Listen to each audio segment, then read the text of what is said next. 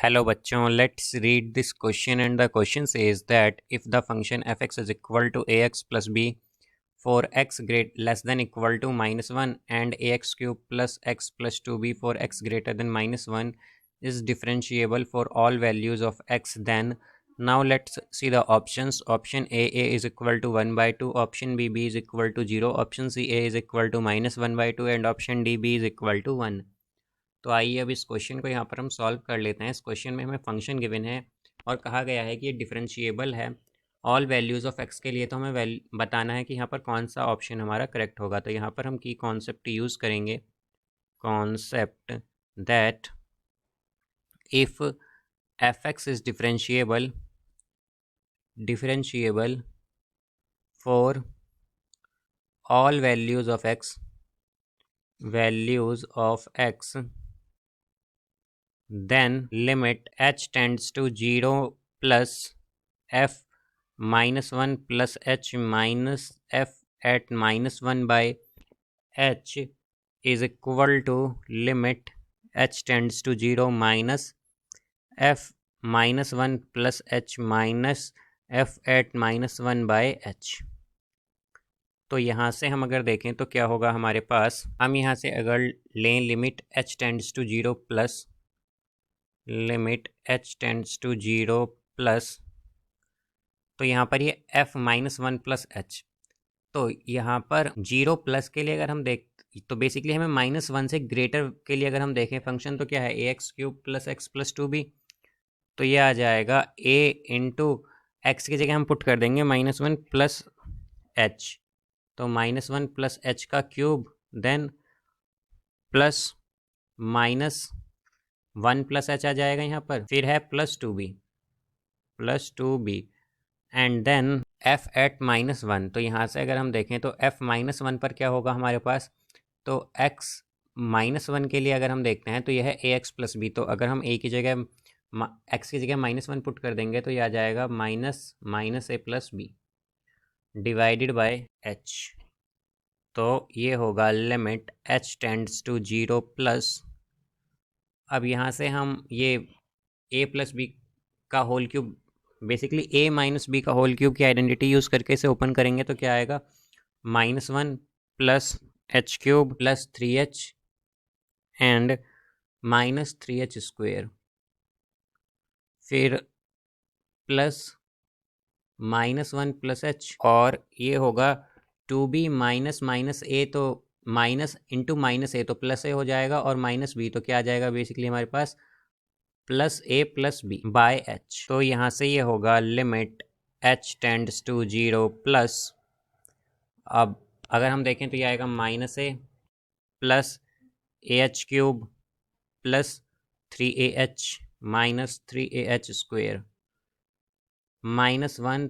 Plus h plus a plus b by h। तो यहाँ पर प्लस a से माइनस a कैंसिल हो जाएगा तो ये बचेगा limit h tends to 0 plus. अब इसे अगर हम डिवाइड करें यहाँ पर रिमेनिंग वैल्यूज़ को h से तो ये आ जाएगा ah square plus 3a minus 3ah, फिर यहाँ पर ये आएगा हमारे पास प्लस h को जब डिवाइड करेंगे तो 1 और ये बचेगा हमारे पास फिर plus b minus 1 by h। तो अगर हम देखें तो अगर हमें ये एग्जिस्ट करे तक उसी कंडीशन में एग्जिस्ट करेगा जब हमारे पास बेसिकली b -1 जो है ये अगर 0 के इक्वल होगा देन दिस इक्वेशन एग्जिस्ट, तभी ये इक्वेशन एग्जिस्ट करेगी हमारे पास। बिकॉज अगर हम देखें यहाँ पर तो ये जो लिमिट है हमारे पास, अगर हम इसमें h इज़ इक्वल टू 0 अब पुट करेंगे यहाँ पर तो बेसिकली डिनोमिनेटर में h है हमारे पास, तो ये b -1 बाई 0 बनेगा जो कि एक नॉट डिफाइंड या फिर एग्जिस्ट नहीं करेगा वो। तो ये जो हमारे पास लिमिट है वो एग्जिस्ट नहीं करेगी। तो एग्जिस्ट किस कंडीशन में करेगी, जब b -1 इक्वल होगा 0 के, यानी कि जब b इक्वल होगा 1 के, तभी हमारे पास ये लिमिट एग्जिस्ट करेगी। तो एक वैल्यू तो यहाँ से आई, तो हम क्या कह सकते हैं उस कंडीशन में हम अगर वैल्यू पुट कर दें, अब h इज़ इक्वल टू 0 या h 0 पुट करें इस इक्वेशन में हम तो हमारे पास क्या आ जाएगा, यह आएगा यहाँ से 3a प्लस 1 ये आ जाएगा यहाँ पर। अब हम लेंगे यहाँ पर limit H tends to 0 minus, तो यहाँ से ये होगा ए इंटू, अब 1 लेस देन 1 के लिए क्या था हमारे पास, ए एक्स प्लस बी, तो ये आ जाएगा यहाँ से a into -1 plus h and plus b, और फिर यहाँ से ये आएगा हमारे पास एफ -1 पर क्या है हमारे पास, तो यह है -a प्लस बी, तो यह आएगा -a plus B by H. तो यहाँ से अगर हम देखें तो हमारे पास क्या होगा, ये होगा limit h tends to 0 minus, तो ये आ जाएगा -a प्लस ए एच। अब यहाँ से ये आएगा प्लस ए और माइनस बी हो जाएगा, तो माइनस बी से प्लस बी कैंसिल होगा, तो ये बेसिकली हमारे पास प्लस ए ही आएगा और डिवाइड में एच। तो यहाँ से अब माइनस से प्लस ए कैंसिल होगा, एच से एच कैंसिल हो जाएगा, तो हमारे पास क्या बचेगा यहाँ पर, केवल ए ही बचेगा, तो ये ए आएगा यहाँ पर इसका आंसर इस साइड।